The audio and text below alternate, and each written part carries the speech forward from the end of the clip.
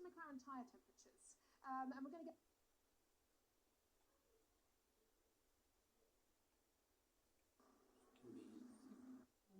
David of Coolalaxer. A treacherous worth to fight.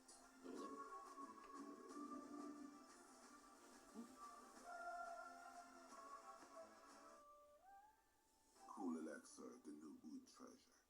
Now about how McLaren are cooling their tyres. Ruth Davide, firstly coming to both of you guys on why it's important to cool those rear tyres. I mean, the difference was huge. In Miami, we could see that they won the race by 36 seconds to Russell. Okay, they were a bit lucky because they did a pit stop under virtual safety car. They gained some second there, but the advantage in the race on the race pace was impressive. After a few laps, Tiana has the degradation, and McLaren maintained the pace. I don't know on the technical side, but for sure I can tell you that on the race gives you so much confidence to be able to wait and to try to attack at the right moment. At the beginning, Verstappen can fight. After 10 laps, no way. And Ruth, technically wise, the rear tyres are so important to keep cool, aren't they? So important. And it's not just Oscar Piastri keeping cool. There is a hubbub amongst the engineers that the McLaren engineers are also keeping their tyres cooler than their competitors. Now, the regulations state that you're not allowed to use water. We saw Zach Brown with his tyre water that is not allowed. So that's Article 11.5, no water in your tyres. So that one's out. And actually, Oscar Piastri's car was checked after the race win in Miami. So it isn't water. Right, next. Article 10.8.4, this is exciting, isn't it? States the things you're allowed to do to your tyres to keep them cool is basically nothing. You can't keep them cool, you can't warm them up other than the blanket. So what do we have left? We can't have water, we can't have fancy heating or cooling things. Well, the working theory amongst, should we say geeks in a loving sense, is that McLaren have developed a system using a solid state. What does that mean? It means that there's something in that brake drum that changes state when it gets hot or cold to keep it cold. Broadly speaking, you know, when you have a drink, you put ice cubes in it, your drink stays cool, but the ice moves from a solid to a liquid. It's the same thing in your laptop. When your laptop gets hot and it whirs around, there is a material in there that keeps your laptop cool by changing state. Now, that is legal if they found a way to do it, but Red Bull have spied using a thermal camera. They found these little cooled spots, and this is the working theory. Now, this is a tale as old as time. Back in 2013, it was the Lotus, it was the Renault. They were able to beat Scuderia Ferrari by being able to have better degradation. It is a giant killer. So if you've already got the fastest car, degradation, because it's an integral, because you get it for the whole race pace, you get an extra tenth of lap, but then that adds and adds and adds and adds. So everyone is trying to work out what McLaren are doing. Back in 2013, it was swapping tyres. So the team in Lotus worked out faster than anyone else. They could move the left hand to the right hand, and there was something called Gleisteer. It is now an engineering race. Maybe it's not as exciting as the race between Max and Lando that went down to point 7. But I rest assured the tyre engineers are working tirelessly to work out exactly what engineering trickery or not McLaren are doing. Yeah, I mean, fair to say that the FIA have very much ruled that whatever they are doing is legal, and the car had a thorough investigation of the Piastris after Miami, and they found no fault, no flaw with it. It is potentially just very, very clever engineering, and also the sum of all parts of the car as well, not just what's happening in the rear brake ducts. You look towards the suspension and indeed the airflow around the car more generally. So why the contention then, Lawrence? Why is there why are there theories running around? Why are certainly the likes of Red Bull looking into it? You tend to always get this when one team is maybe pulling away and maybe one team is jealous of the fact that they maybe haven't come up with this clever trick. It's a massive compliment to McLaren, really, that they've come up with this technology. As you said, Laura, they've been proven that everything they're doing is legal, so fair play to them. And you often find that teams who are chasing, while maybe they're working on something very similar in the meantime, will probably push the FIA as much as they can to learn as much as they can about what is legal and what isn't legal, so maybe they can replicate it themselves. But I think generally speaking, yes, Rob Marshall used to work at Red Bull, now he's working at McLaren. I'm sure there are various tricks going around in terms of knowledge you can take. But at the minute, it's McLaren are doing a great job. Red Bull are chasing, you know, they're weaker on tyre management, they're weaker in the slow and medium speed corners than McLaren, and they're just chasing to find a solution.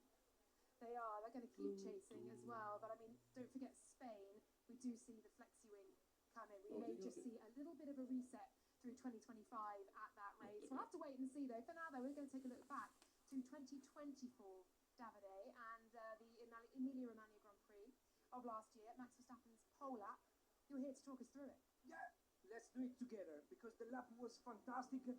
And look Verstappen, pole position by less than 1/10 to the McLaren duo. Piastri was second, and Norris was third. Tamburello, first chicane. So quick, but look at it, just on the right side, on the curb, on the right side, and then immediately on the throttle, 7th gear to approach Variante Villeneuve, away from the curb, just using the exit one, and then a bit wide on the line in Tosa, and look the gear, 3rd gear, completely using the extra surface on the curb and the exit, and then completely flat. And this is Piratella, one of the most difficult ones. 6th gear downhill and down to Acqua Minerale. That was amazing because look how quick it goes to the throttle. Just at the exit of this corner was just amazing, and then unbelievable. The Variante Alta, the next chicane, because look how aggressive it is on the right curve. Bam! And then immediately open the throttle to try to find the speed and to try to beat McLaren that at the time was starting to recover in the championship, and then down in the downhill. Rivazza, last 2 corners, both in 4th gear, using the exit curve, and then immediately on throttle, and then look the horse, bam!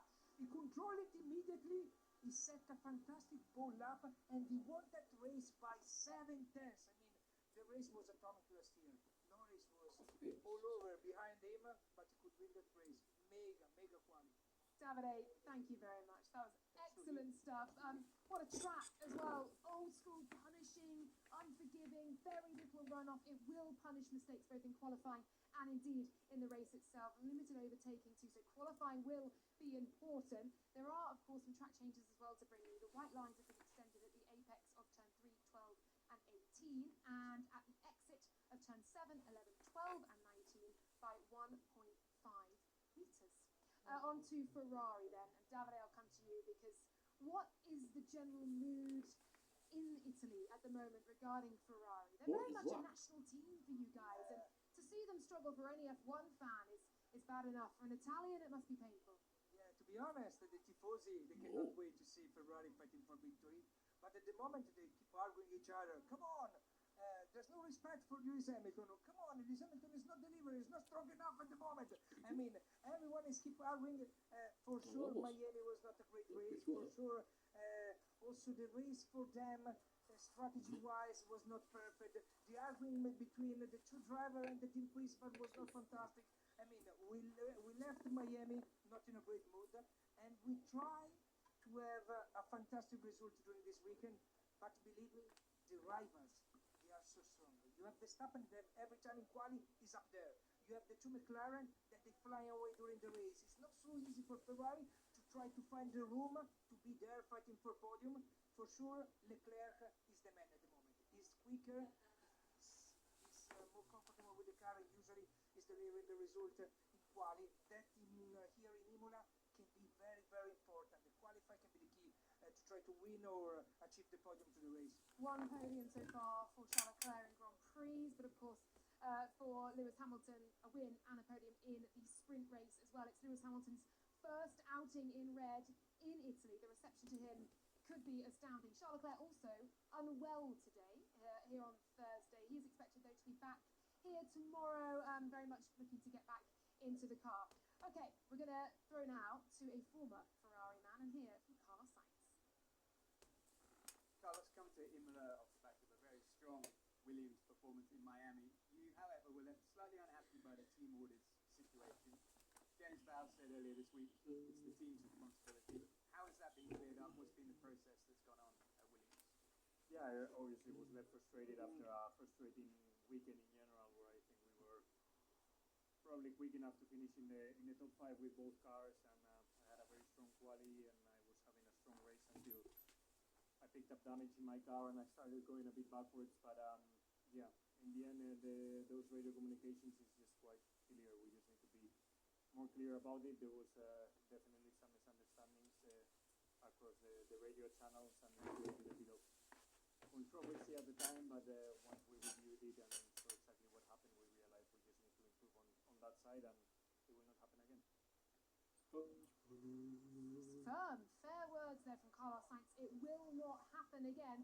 And And Lawrence, you spent some time at the Williams garage earlier this week, didn't you, as well, at the factory, with James Vowles. How did he reflect on the Miami weekend and what we were hearing on the radio between the two? I think he just moved to kind of clarify that it's all sorted now. Kind of like Carlos said at the minute, they sorted out apparently in 2 minutes straight after the event. It was a case of miscommunication, but I think it was another example of how this is a Williams team that has suffering growing pains as they're moving back towards the front of the field, how they're getting used to using two world-class drivers at the same time who are going to be sharing a lot of the same racetrack. He understands that. They're going to be short, they're going to be concise in their radio messaging going forward. And I think in terms of the lessons that they learned, I think it was a great weekend for Williams because they're P5 in the Constructors' Championship and they're learning every single weekend. They're understanding what's going on. So yeah, it was in a really good mood actually when he was at the factory. And a lot of the news surrounding Carlos Sainz is not necessarily around Carlos Sainz Jr. here, but Carlos Sainz Sr., who has noted to the press that he is interested in the bid to become FIA president. So we'll keep an eye on that, as I'm sure it will continue to rumble on through the latter half of this season. Davide, last time out, Williams were fighting Ferrari. Their pace is... They ended up in front of them. They ended up in front of Leclerc, and Sainz had this huge try at the last corner against Hamilton. It didn't pay off, but anyway, they were flying. And believe me, it's a completely different circuit here because you don't have this high speed like in Miami, but can be positive for the future for them. Spa, Monza, Las Vegas, so many circuits with that characteristic. We can see what they are going to do. But anyway, Williams is improving so much. Congratulations to them. Yeah, 3 different tracks to come as well, so we'll see how they fare throughout. James Vowles was keen to point that out to you, wasn't he, that yes, they went well in Miami. It could be track specific. Test, I guess, here, then again in Monaco, very different. Again in Spain, very different. He also had his opinions on other drivers as well, Lawrence, didn't he? Not just his own. Firstly on Franco Colapinto, of course, the driver he knows so well from last season. Well, James actually spent a lot of time in hotel rooms last year. First to try and get Carlos Sainz in on the books for his race drive. I thought you'd enjoy that.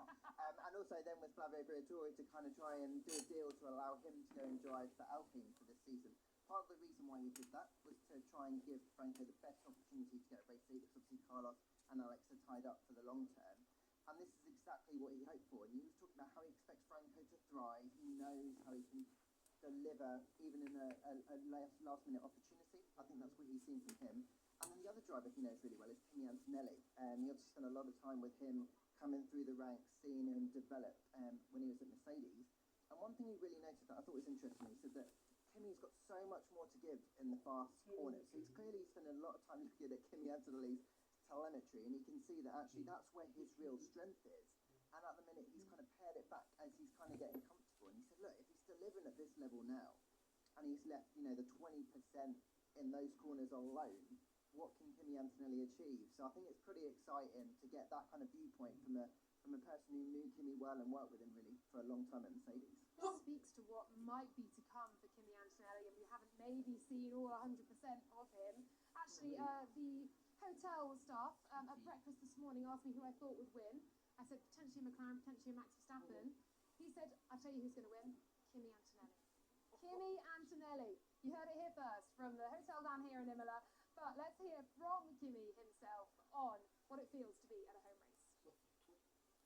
Well, for sure, it feels amazing. It's I think this one is my proper home race because, of course, we have Monza as well. But I live probably 30 minutes away from the track, so I would say this is my proper home race, and I'm really excited. I really like the track as well. I think it's a really challenging track, old school, but it's really good fun to drive around here. And yeah, of course, I feel the weekend is gonna be a special one, especially racing in front of all the Italian fans, my family, friends. So it's gonna be intense as well. The energy is gonna be amazing, and that can be also used to do even better on track. But yeah, really looking forward to see how we go on this weekend. And you can see here, Kimi Antonelli's school class have come into the paddock. They can't spend any time with him at school because he's travelling the world racing Formula One cars. So they have to come to the paddock to see their mate. And Valtteri Bottas, you just saw it there as well. He's been such a source of support for Kimi Antonelli so far. Mercedes and Kimi Antonelli, you mentioned earlier the way they're putting an arm around him in terms of him being a rookie Davide. But what pressure on him this weekend? How do you think he'll cope with that? How do you think he'll react? We need to remember that last year tested the Formula One Mercedes on this track, private test, but he had at least some experience on this track with Formula One, and we need to consider that he's improving. In performance, in qualifying for sure, he's getting the speed, and is better every race.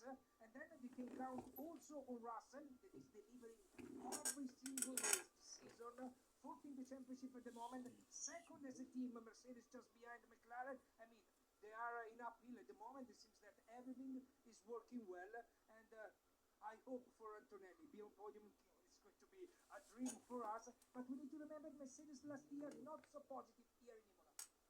We'll see. The car seems to have a slightly greater operating window this season, but it is set to be relatively warm. Not quite as hot, though, as we saw in Miami. I think a fair few teams will be claiming a bit of a home advantage here, because, of course, Haas also have part of their factory here in Maranello. I'm just making sure the crew, the team aren't getting mown down here in the paddock. Esteban Ocon was talking about that in the press conference. He was also asked about the C6 tyre. This is going to excite you, Ruth. Yeah, it will be the second time for me running that tire.